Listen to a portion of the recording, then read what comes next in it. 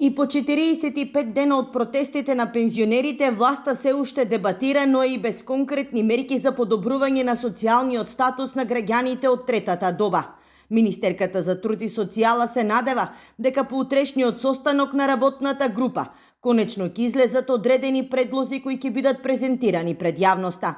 Сега сите институции, односно представниците на институциите, дебатираат по она што е реална состојба во државата, се споделуваат во работната група податоци, неопходните податоци кои што им се потребни за да можеме да пристапиме и кон креирање на социјални мерки за пензионерите со ниски пензии, така да очекувам до крајот на месецот да имаме и конкретно предлози кои што ќе бидат секако представени и пред медиумите и пред пензионерите. Пензионерите од целата држава речиси месеци половина секојдневно протестираат по улиците, а истовремено бараат и оставка од Тренчевска.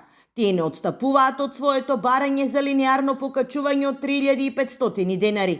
Владиниот предлог од 6% за нив е неприфатлив.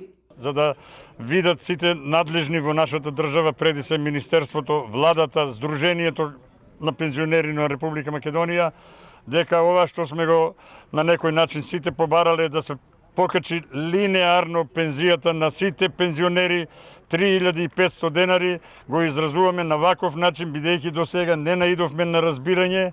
Не сакаме, значи 6%, него бараме 3500 денари на сите пензионери линеарно да се покачи пензијата. Зашто не се солидарни да речат за овој народ, луѓе? Ние дамо по една плата наша по 30.000 евра што го зиемо за овој народ што стои на улица да рече дади помогнемо да не одека да не стојат на улица. Во Македонија има над 330.000 пензионери, а 1/3 од нив месецот го преживуваат со минимална пензија помало од 12.000 денари. Во среда нивното незадоволство ќе кулминира со масовен протест во Скопје, каде што се очекува да пристигнат над 100.000 пензионери од целата држава.